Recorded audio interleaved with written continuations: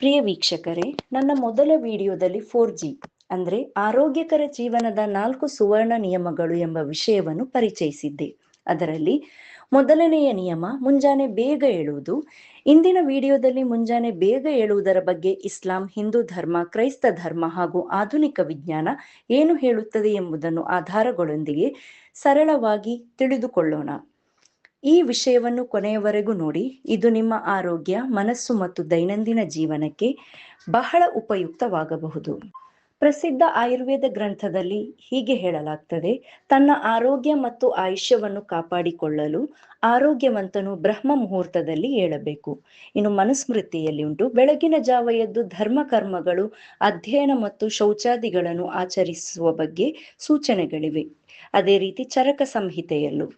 ಇನ್ನು ಇಸ್ಲಾಂ ಧರ್ಮ ಏನು ಹೇಳ್ತದೆ ಅಂತಂದ್ರೆ, ರಾತ್ರಿಯ ಒಂದು ಭಾಗದಲ್ಲಿ ಎದ್ದು ತಹಜ್ಜುದ್ ನಮಾಜ್ ಮಾಡು. ಇದು ನಿನಗೆ ಹೆಚ್ಚುವರಿ ಆರಾಧನೆಯಾಗಿದೆ. ಇದರಿಂದ ನಿನ್ನ ರಬ್ಬು ಅಂದ್ರೆ ಪ್ರಭು ನಿನ್ನನ್ನು ಪ್ರಶಂಸನೀಯ ಸ್ಥಾನಕ್ಕೆ ಏರಿಸಬಹುದು.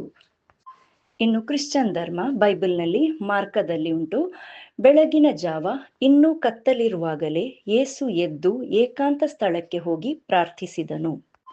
ಇನ್ನು ವೈಜ್ಞಾನಿಕ ದೃಷ್ಟಿಯಿಂದ ಮುಂಜಾನೆ ಬೇಗ ಏಳುವುದರಿಂದ ಹಲವಾರು ಆರೋಗ್ಯಕರ ಪ್ರಯೋಜನಗಳಿವೆ. ಇದು ಬೆಳಿಗ್ಗೆ ಬೇಗ ಏಳಲೇಬೇಕು ಎಂಬುದಕ್ಕಿಂತ ದೇಹದ ಸರ್ಕೇಡಿಯನ್ ರಿದಮ್ ಅಂದ್ರೆ ಜೈವಿಕ ಗಡಿಯಾರಕ್ಕೆ ಅನುಗುಣವಾಗಿ ಬದುಕುವುದರಿಂದ ಉಂಟಾಗುವ ಲಾಭಗಳಾಗಿವೆ.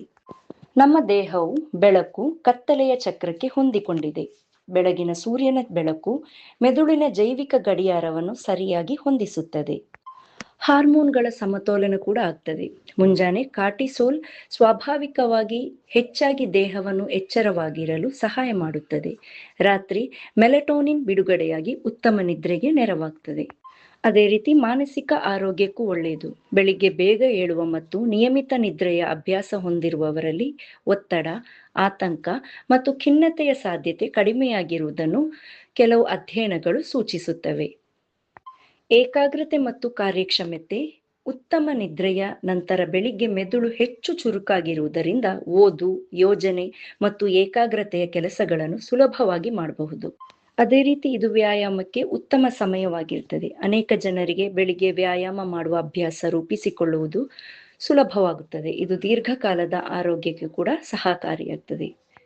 ಬೆಳಗಿನ ಸೂರ್ಯನ ಬೆಳಕು ದೇಹದ ಜೈವಿಕ ಗಡಿಯಾರವನ್ನು ಹೊಂದಿಸಲು ಸಹಾಯ ಮಾಡ್ತದೆ. ಇಷ್ಟೆಲ್ಲ ಉಪಕಾರಗಳು ಮುಂಜಾನೆ ಬೇಗ ಏಳುವುದರಿಂದಿದೆ. ಧನ್ಯವಾದಗಳು.